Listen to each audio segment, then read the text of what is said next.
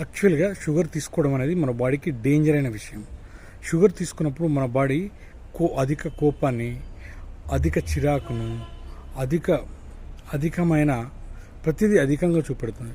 మన బ్రెయిన్ పైన డిప్రెషన్ చూపెడుతుంది, హార్ట్లో బ్లాకేజ్ ఏర్పడుతుంది, కిడ్నీలో ఇన్ఫెక్షన్ స్టార్ట్ అయిపోతుంది, ప్లస్ అబ్డామెన్లో అధిక షుగర్ వల్ల డైజెషన్ ఇష్యూస్ వస్తాయి.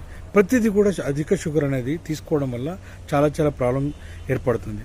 దీనివల్ల అధిక షుగర్ ఎలా అవుతుంది?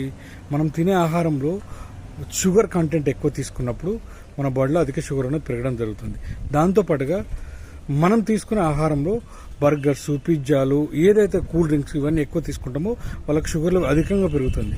కాబట్టి వీళ్ళు యాంగరు, కోపం ఇవన్నీ కూడా అన్ని హార్మోన్స్ కూడా ఈ షుగర్ వల్ల ఎఫెక్ట్ అయిపోయి ప్రతి డిసీజ్కు ప్రతి కారణము షుగరే అవుతుంది. కాబట్టి షుగర్ని అవాయిడ్ చేద్దాం, షుగర్ను వీలైనంత వరకు అవాయిడ్ చేద్దాం.